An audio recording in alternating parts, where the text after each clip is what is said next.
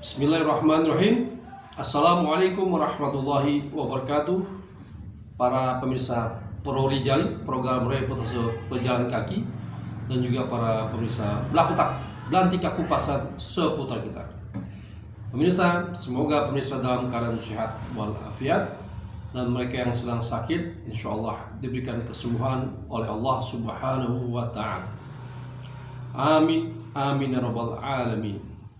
Para pemirsa, pada kesempatan kali ini saya sebetulnya sangat sedih karena melihat situasi dunia yang nampaknya cenderung ke arah konflik-konflik yang tidak ada habisnya dan bisa berkepanjangan. Apa yang menjadi concerns kita tidak hanya masalah jiwa raga akan menjadi taruhannya, tapi juga kita sebagai makhluk manusia yang diberikan akal oleh Allah Subhanahu wa Ta'ala tidak bisa berpikir secara strategis dan secara berkelanjutan. Terus terang saja, kita dalam hal ini Indonesia berada di tengah situasi yang sangat bisa dikatakan mengkhawatirkan. Indonesia berada di tengah-tengah suatu situasi yang memperebutkan, bahkan bisa membuat Indonesia terjebak dalam kondisi yang semakin memberikan kerugian bagi bangsa dan negara Indonesia sendiri. Salah satu hal, Indonesia dalam hal geoekonomi masih banyak bergantung pemanfaatan energi dari impor-impor negara-negara penghasil energi. Walaupun Indonesia pada dasarnya memiliki energi yang cukup besar yang dikatakan sebagai energi penopang industri-industri berat yang kita miliki. Walaupun disayangkan, energi tersebut masih berpijak pada energi konvensional, energi yang berbasis fosil, yang prosesnya sangat mahal dan membuat keberlanjutan suatu lingkungan itu sangat panjang resikonya.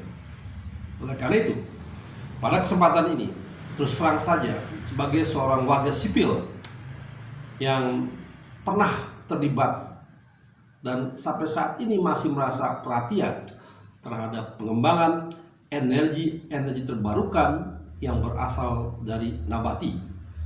Nabati kita ketahui merupakan satu ciptaan Sang Kuasa yang memiliki satu instrumen di dalam memberikan kontribusi energi yang positif bagi keberlanjutan ekosistem dunia. Kita telah melaksanakan satu program B yang disebut B20 B40 terhadap pemanfaatan energi nabati dari kelapa sawit. Namun itu sangat tidak cukup karena berbagai hal. Kita butuh energi yang mungkin menjadi andalan kita untuk menjaga kesinambungan pembangunan Indonesia yang tidak hanya berpacu bahkan terjebak oleh penggunaan energi konvensional.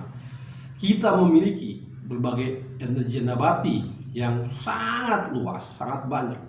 Namun bisa dikatakan energi itu sangat jauh dari perhatian. Bahkan bisa dikatakan menjadi satu slogan-slogan semata yang menyatakan bahwa kita akan mengarah memanfaatkan atau memprioritaskan penggunaan energi nabati. Sebagai contoh, dengan adanya pemanfaatan secara bertahap energi dari kelapa sawit, kita seharusnya bisa lebih mempersiapkan energi dari nabati lainnya, seperti buah jarak, pohon jarak, lalu juga pohon aren, yang saya sendiri melihat bahwa para ahli sudah tidak lagi berkutat pada penelitiannya yang sudah mempunyai hasil yang positif. Namun pada dasarnya adalah benar-benar harus digerakkan secara masif dari saat ini. Apalagi kita berkeinginan kita ingin menjadi mandiri dalam hal ketahanan pangan maupun energi serta lainnya. Oleh karena itu, situasi perang di dunia saat ini yang telah membuat harga minyak konvensional atau fosil semakin melambung, sementara pasokan supply chain pasti akan terganggu, akan membuat harga tersebut membuat nilai rupiah semakin inflasi, semakin tidak ada harganya terhadap current strong currency seperti dolar maupun yang lainnya. Walaupun kita menyimak bahwa ada upaya-upaya untuk memanfaatkan sesama negara-negara importir dan eksportir untuk memanfaatkan mata uang tunggal yang disepakati secara bersama, namun ini tidak cukup. Yang patut kita lakukan sekarang dan segera adalah benar-benar menjaga, melestarikan potensi-potensi yang ada di bidang pengembangan energi nabati yang berasal dari pohon-pohon sawit, pohon-pohon aren, buah-buah jarak, yang semuanya itu benar-benar harus difikirkan dan dilakukan secara nyata, tidak hanya sebagai sesumbar-sesumbar saja.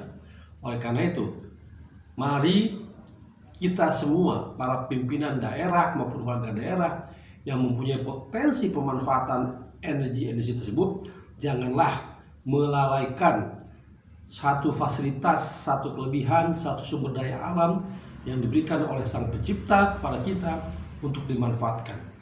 Jangan malah ditebang, diabaikan. Kita harus melestarikannya, kita harus mengembangkannya, dan kita harus mandiri.